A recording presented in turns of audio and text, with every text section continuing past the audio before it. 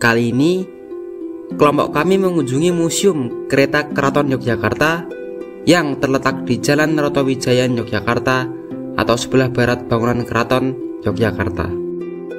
Museum Kereta Keraton Yogyakarta adalah sebuah museum khusus yang berisi koleksi kereta kuda milik Keraton Kasultanan Yogyakarta. Museum ini sudah didirikan sejak bertahtanya Sri Sultan Hamengkubuwono ke-6 dan menyimpan beragam koleksi kereta kuda milik Keratonan Kesultanan Yogyakarta yang sudah berumur puluhan hingga ratusan tahun. Pada zaman dahulu, kereta-kereta tersebut merupakan kendaraan para sultan untuk berbagai keperluan dan acara yang diselenggarakan Keraton Yogyakarta. Namun, pada saat ini, kereta-kereta kuda tersebut disimpan dan dikumpulkan di museum ini. Beberapa dari kereta kuda masih digunakan dalam kegiatan ataupun upacara kebesaran Keraton Yogyakarta, seperti upacara penobatan sultan, pernikahan putra sultan, ataupun mengantar jenazah sultan ke tempat peristirahatan terakhir. Dari sekian koleksi yang ada, beberapa kereta sudah tidak digunakan lagi karena faktor usia dan sejarah yang pernah diantarkannya.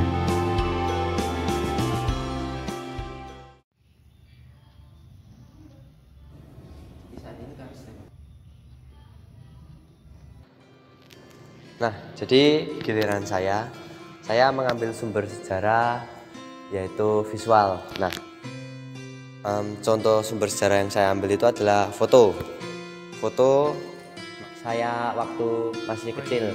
Nah, saya di dalam foto ini sedang berada di patung De Brito. Nah, dari foto ini dapat direalisasikan sebagai pedoman saya waktu saya kecil hingga saya ingin bersekolah di De Brito.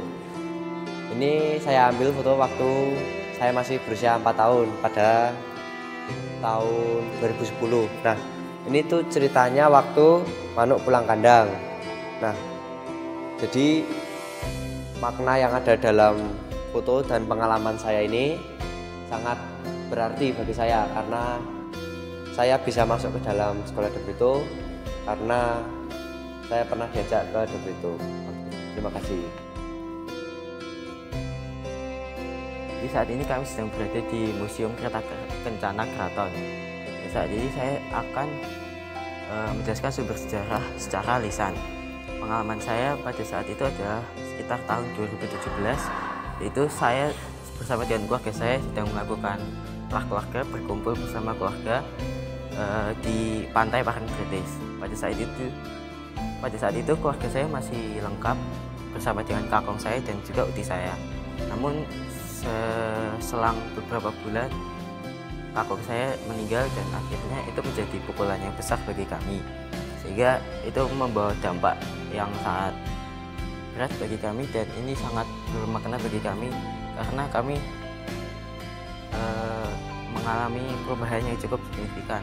Dengan tidak adanya kakung kami, keluarga kami juga tidak lengkap, sehingga kami juga lebih merasa kehilangan.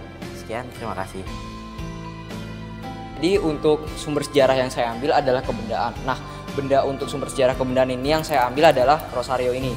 Nah, kenapa rosario? Pertama, rosario ini telah melalui banyak hal selama 5 tahun bersama saya.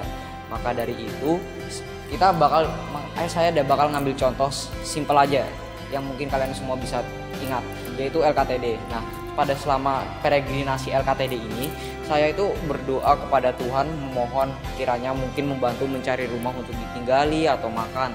Nah, dengan cara berdoa melalui rosario ini, saya pun mendapat doa saya pun dikabulkan oleh Tuhan. Nah, maka dari itu, rosario ini adalah kebendaan yang paling berkesan menurut saya. Sekian, terima kasih. Jadi, sumber sejarah yang saya pilih yaitu berupa tekstual atau tulisan. Ini tulisan saya yang mungkin sudah berumur sekitar 5 hingga 6 tahunan yang lalu. Jadi dalam kertas ini berisi tulisan-tulisan harapan saya yang sudah saya tulis pada tanggal 31 Desember 2016. Nah, ini berisi harapan-harapan saya di tahun selanjutnya, yaitu 2017. Ya mungkin umurnya sudah lama lah pada 2023 ini, ya, mungkin 5 hingga 6 tahunan. Nah, ini berisikan harapan-harapan saya. Jadi ini sangat bermakna bagi saya, yaitu karena beberapa harapan yang saya tulis di sini sudah tercukupi, sudah dipenuhi.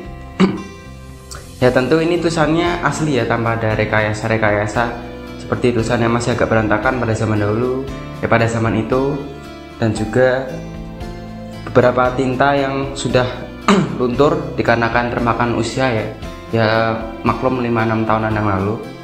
Ya mungkin itu saja dari sumber sejarah saya. Terima kasih.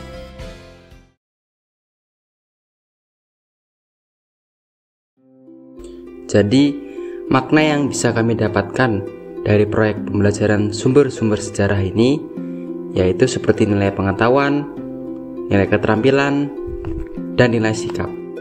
Untuk bagian nilai pengetahuan yang kami dapatkan adalah kami menjadi lebih mengerti jika sumber-sumber sejarah dapat berasal dari mana saja, bahkan dari pengalaman kita sendiri, entah itu berupa barang ataupun ingatan.